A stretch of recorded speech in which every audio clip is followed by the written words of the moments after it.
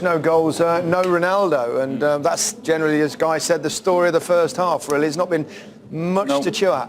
No, it's been a pretty tame affair, that first half. That was obviously the big news, was Ronaldo. Big blow to everyone, because it's such a shame for him and for the game, because we want to see the best players on the biggest stage. But having said that, the game, I think, is suiting Portugal more than it is France. They're playing the way we expected them to play, by sitting even deeper now that their superstar has gone off. And at the minute, there's not been too much brilliance to try and break them down. It's been a frustrating half. Yeah. What do you make it from the French perspective, Thierry? Well, Momo Sissoko has been playing so well in the first half, Matuidi too. But when you play in this type of games, you need to be able to beat people in a 1v1 situation. You need to unlock something, because they are very difficult to play against. So that's why Momo Sissoko is playing well, and we see him, because he can beat people in the 1v1 situation. And at one point, you need to do that. If not, it's going to be very difficult. It's a bit of a stalemate. Certainly, the first 15 minutes were lively, and then it almost like when Ronaldo went off, everyone thought, now what do we do? Yeah, it was almost like the superstars left, but now what is there to do? Who's going to unlock the door? Who's going to give us that moment of inspiration? But I think this, like we said before, this game suits Portugal. They still look quite a bit of a threat every now and again on the counter-attack. They just haven't got that potent person in front of the goal. But I think if they get up there and they get out, Nani, with having Ronaldo off the pitch now, maybe be able to express himself a little bit more and take on that responsibility. And I just think Renato Sanchez as well, breaking from midfield, he's done that a couple of times. France have to be careful, but yeah, Matuidi is covering a lot of ground. If he can continue like that, then they'll still be in with a chance. I think France, they need width. Their wide players have been coming inside all the time. If they can get that width and spread the Portuguese back forward, they'll have a chance. I suppose in many ways, though, we've seen France during this tournament, they've generally made changes or something at half-time and been much better in the second 45 minutes. Listen, that's what I'm talking about. Maybe it might be a game for Kingsley Coman. Maybe a game at the end for Martial. I know we didn't see him the whole tournament, but we know both of those guys have the ability of beating people at any time when they're on tune, obviously. So who knows what Didier is going to do at halftime? But like I said, you need someone to make something happen. If not, if you don't do it against Portugal, it's going to be very, very difficult, like I said before. It's not going to be Ronaldo that makes anything happen in this particular game. Real shame, isn't it, to see a huge star and he's a big final like this. Yeah, and I don't think there's any blame for Payet. It was a strong, hard challenge, and I mean, very rarely do you actually see Ronaldo getting hit with tackles. He normally jumps over them. He got one tackle there, comes in again. It's just a hard, strong challenge, isn't it? It's unlucky. Yeah. That's what all you can say about it. Yeah, I don't think he had the intention to go out and hurt Ronaldo. I just think it was just that he wanted to put a strong tackle in, let him know he was there. It's what you say before a game when you're going out, you're the best player, let him know you're there. You don't want to injure anybody, but be physical. Yeah. Just unfortunate Ronaldo's studs got caught, I think, and jarred his knee. Ligaments, I think, I'd say. But in all fairness, he did it on Renato Sanchez a tiny bit before. We saw Matuidi doing it on Carvalho. I think that the way that French team came out was to say, listen, we're here. And we all agree that you don't want to see a player of that magnitude like that and leaving the field knowing that he never won, a tournament yet. At this stage, you got really emotional. I mean, Mammoth miss for Portugal, of course. In fact, the Moth has now got his own Twitter account, apparently. Deservedly so. Such are the times we live in. But no, it's really sad to see him go off. But also, lovely ovation from not just the Portuguese fans, but the French fans, Thierry, which was nice. Listen, and Didier Deschamps. At the end of the day, the guy is an amazing player. We will go down in the history of one of the best. So you don't want to see a player like that leaving the field. And I was part of that final 98 where also another Ronaldo was on the team sheet and he wasn't on it.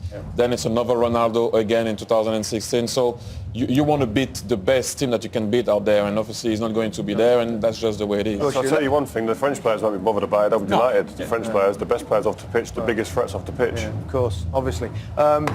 Looking at the game itself, one or two chances. Nani was the first one to have an opportunity. Well, we've not seen a lot attacking-wise from Portugal, but this one they haven't had one effort on target, but that was the best that they gave us in that first half. Good ball, good run, poor finish. Myself and Thierry were thinking maybe he could have clipped that over the the goalkeeper, but it'd have to take something special to beat Lloris from there. Yeah, the Griezmann header was probably the closest that France have come here. Yeah, no, we expected Griezmann to be the one to try and unlock the door. A little bit of a mistake here from Pepe, but a great run on the shoulder of the defender. Fantastic ball from Payet and a really good save in the end. But this guy, like you said, he's small, but he's very, very good with his head. He puts the ball where he wants. It's a great effort. Yeah. But that's what it's going to take. A mistake from Pepe. Yeah. He wasn't at the back with Fonte. He went out. Payet spotted it. Yeah. Great run from Griezmann, and the goalkeeper was there to save it. You talked before the game, as expected, Portugal playing lots of men behind the ball, looking for counter-attack football. Plenty of examples. Yeah, it is. It's proving frustrating for France, but working for Portugal at the minute. They've not found too many ways of getting through this. They're tight, they're compact, they're all together.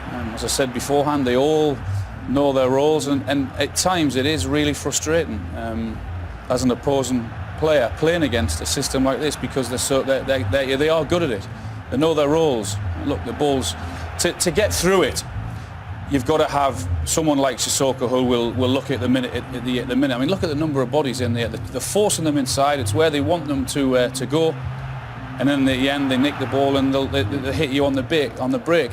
I mean, that's how you get through it. Quick, incisive, 1-2 passing, and all of a sudden you're in the back into the back four. But Sissoko's also helping, because he's the one that's actually picking the ball up and driving through those spaces. We've seen it all season with Newcastle, haven't we? I was just going to say, this is a different Sissoko that I've seen with Newcastle. His brother. He must be his twin brother. He's been exceptional, Thierry.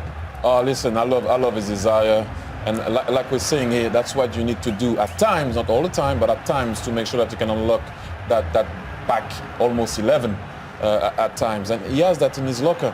I know sometimes you will say that the way he does finish what he starts, it's not what you expect, but look at that.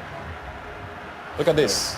That's what you need to do. Yeah, you do. Yes. And that scares teams. In midfield, you ask any midfielder, if you're playing against a midfielder who turns, will face you up and then try and beat you from the central areas, especially like he's been doing in this game. It's scary for a midfielder, but also a back four, because he's straight onto the back four and he's pulling people out of position. And I personally love this. Oh, I don't know why he didn't curve it, but the turn was amazing, and he's been the player of the first half alongside Matuidi, I have to say, because don't ever underestimate his defensive duty. No, he can run all day. Portugal are the European champions of 2016, and Ronaldo's tears of despair turn to tears of joy as he's hugged by his teammate and the winning goal scorer. The Portuguese fans go mad, a lot of them in Paris, as we talked about before the game. But for the French, despair in front of their own supporters. That's never happened before in a major tournament. Didier Deschamps goes from possibly a hero to perhaps a villain in the eyes of the French people. But that man, Santos, 14 competitive games as the coach, not one single defeat. Alan, a tremendous performance considering they lost their star man early on. Yeah, the way they stuck together, the way they responded to the bitter blow of Ronaldo going off, has to be admired. The way they defended and just stuck together as a group. From that point of view, you just cannot take anything away from them. And the goal that Eder scored, he was a threat when he came on. He held the ball up. Brilliant piece of skill on the edge of the box. He held Koscielny off the ball, and what a finish it was. Down to Lloris's right, didn't have no chance at all. It's ironic, isn't it, that they've won one game in 90 minutes out of 7 in the champions. It's extraordinary, and Eder as well, scoring the winning goal. 15 appearances for Swansea, of course, and had never scored a competitive goal for Portugal before this one. But well, if you're going to score one, you might as well make it an important one. Thierry, commiserations. Obviously, massively disappointing night for France and their football team, and that man there. It's a sad day, and as you know, before I was saying that you have a lot of Portuguese in France, and we're going to hear about it for a long time, very long time. You have to give that team a lot of credit. First and foremost, well done to Portugal. But you know what? I was saying before the game that obviously you have to make sure that you make history and win it. But we have a team again. That's very important for us. Yes, people might say why Martial didn't come on, why this, why that. But you see again, and I think that was a theme of the tournament, when people were brave to try to play with a number 9. And Eder made a difference because he's a striker. He holds the ball, he won every free kick, and he turned Koscielny inside out on the side and scored. But listen, I said it before, I didn't want it to be the tournament of nemesis and tournament of first time that you beat your nemesis, and it turned out to be exactly that. Having said that, again, I repeat, you can only win a tournament if you have a good team. You can only win it as a team. Perfect example, Ronaldo comes out, they still win it. And maybe that gave them a little lift than when you lose your guy Rio, a big guy like that, you're like, let's do it for him, let's be resilient and that togetherness, sorry, and give him that title, obviously, as a group. Yeah, I mean, sometimes that knits teams together. When you go against 10 men sometimes, it galvanises them. They got something to cling on to. They haven't really got to come out and attack you, and they feel comfortable sitting there. This Portuguese team, from word go, they were comfortable, happy to sit back and soak up pressure with the likes of Ronaldo and Nani on the counter to hit teams and score goals. So going down to 10 men, I didn't see that being a big problem for them because they were sitting back anyway. I mean, but this is you see the pictures there, the despair, the hurt. I mean, I've been in finals, we all have, where you've lost, and the feeling that you go through there, if, buts, maybes, the questioning yourself as individuals, as a team. And I mean, these guys, Portugal. When you saw Ronaldo acting on the side of the field, we were saying with Rio, it's like a movie. It's like a movie. It's like the Ronaldo movie. I mean, he's the lead actor. He has the supporting role. The director, producer. He's in charge even when he's not playing. Before the game, what you say is that look, let's have no regrets here. I think the France team will have tonight because they didn't play well. I know they had still had 2 or 3 good chances to win the game, but they didn't play well. We didn't see the energy, we didn't see the pace of passing from Payet, from Griezmann, from Pogba. There was definitely something missing tonight from that French team. Yeah, subdued. Exactly. It seemed so one-paced. There was no oomph in this team. There was no thrust, and that's why we were calling for Martial. We were talking about it, obviously off air, and we were talking about that there was a weird rhythm into the second half and into the extra time, and it can only suit Portugal, like you said, Alan, before. Yeah. It can only help them to win the game, and he did. As we saw Ronaldo there preening a little bit, getting ready for that presentation, that magical moment. He's put his shirt back on, which is something. And you saw the Portuguese fans there celebrating. This is how the victory was received in Lisbon. This is the fan park there. And, well, it's their first tournament success. And when you saw that name of Portugal being etched onto the trophy for the first time, population of 10 million, hugely competitive football nation. They get to semi-final after semi-final, and that fella deserves being thrown up in the air with the bumps there. What a performance from the coach. Yeah, he had a successful time with Greece before they appointed him, the Portuguese manager. Very experienced, cute, clever, and you have to say well done because they've got a way of playing, and what they say to the opposition is, come and beat us, come and try and break us down. We're going to rely on a piece of brilliance or a set piece or something like that. That's the way they play, and teams haven't been able to do that with them, so you've got to say well done to the coach. If you go way back to the qualifiers, they didn't start well. I don't know if you guys remember that. They didn't start well at all. Bento went into an argument, I think, with Ricardo Carvalho and some of the older guys in the squad. First thing that Fernando Santos did, he brought them all back, especially Ricardo Carvalho. He said, I need experience in that team and I need experience at the back. That's why he started with Ricardo Carvalho at the beginning of the tournament, then maybe he changed it, but you can see what experience can do, especially in a big tournament. That's all down to him. He was getting criticized. I will put my hand up. I also said at the beginning, three draws in the group stage. Maybe they don't deserve to go through, but with the new rules, they grew into the tournament. So you have to give them their respect. Well done, Fernando Santos, and well done, Portugal. Saw Mark Clattenburg, who had a really good game. Obviously missed one handball, got that wrong towards the end, which could have been if it hadn't have just hit the underside of the crossbar. But by and large, had a decent game. Yeah, I think the officials right throughout the tournament have been excellent. Yeah, yes, agreed. Mark Clattenburg got one decision wrong tonight, but other than that, I think they've been brilliant. But you know what, as well, looking back on Portugal, 20 years.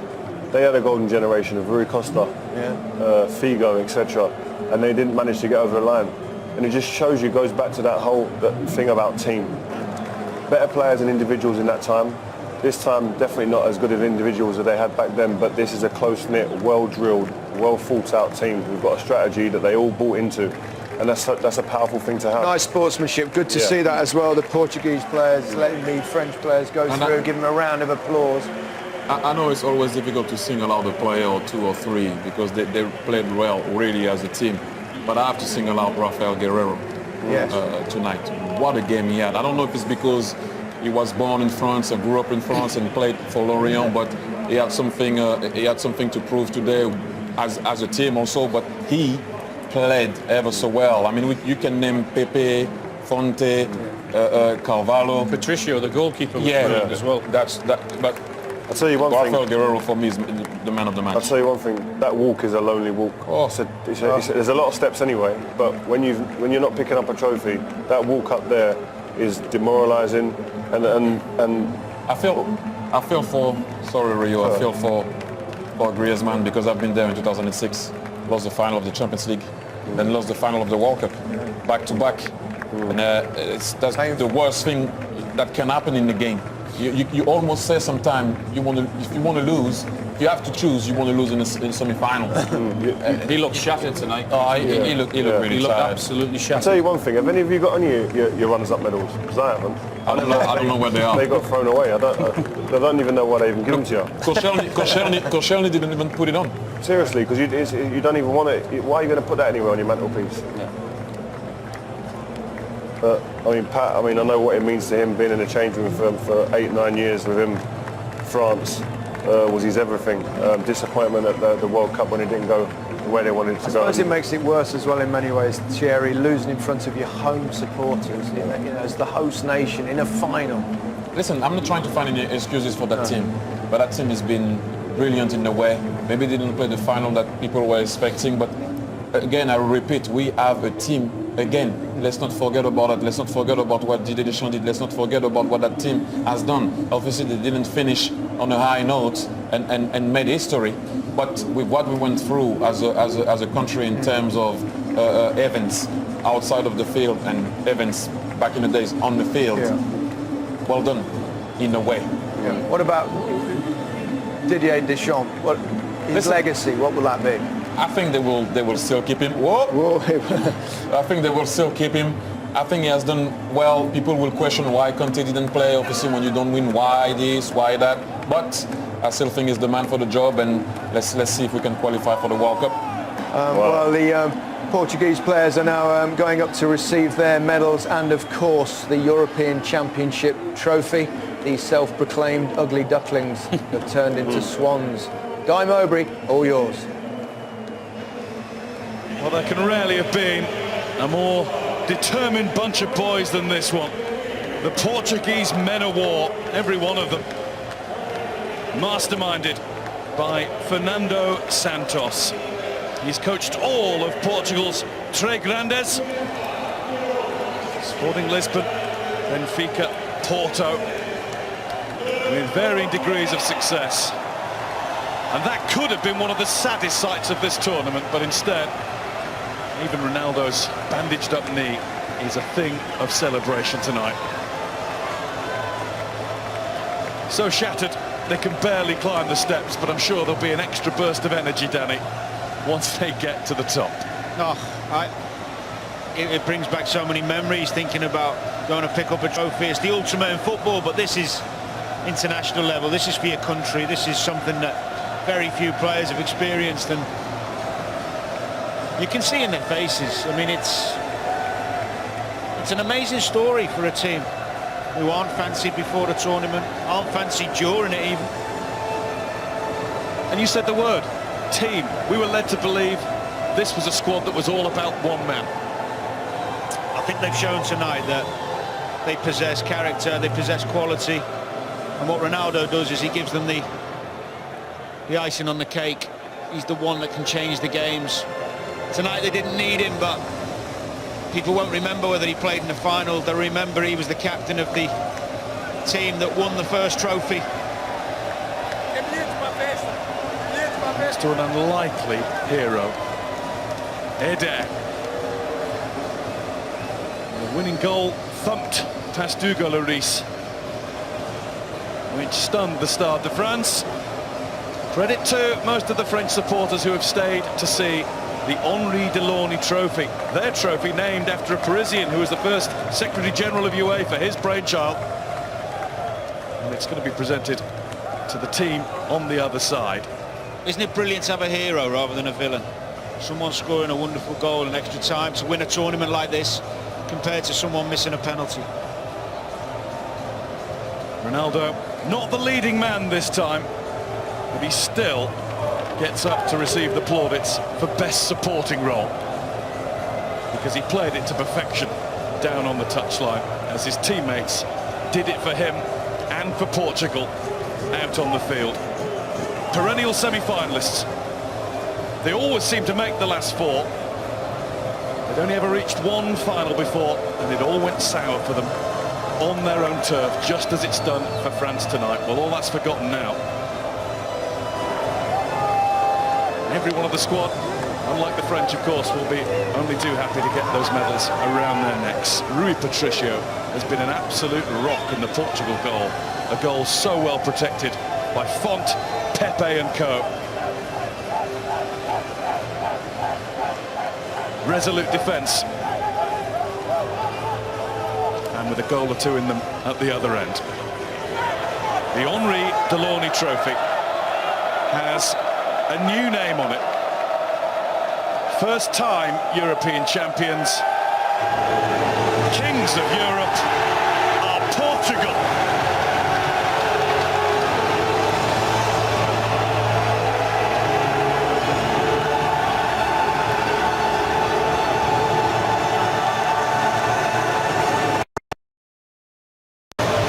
There will be a party tonight in Portugal, not Paris.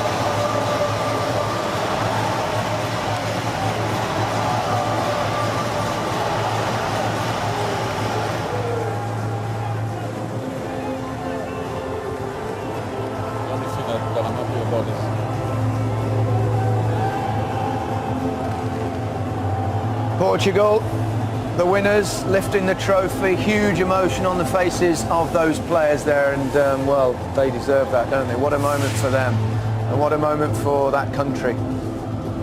And overall, you know, they're just such a durable team, and that's ultimately they've come out as winners, Alan. That's what it's about, Gary. That's what they set their system up, and as I said, they've said to everyone, this is the way we're going to play. You know we're going to play this way. Come and beat us. Come and try and break us down. Not many teams could do it. Wasn't the best game of football we've ever seen, as is often the case in a final, but it was a cracking goal to win it. It was a brilliant goal to win it. He was big, strong, skillful, held Koscielny off there once, turns him, get off me, away. And the best part is that the finish was just sublime. Lloris has got absolutely no chance, and he's a top goalkeeper.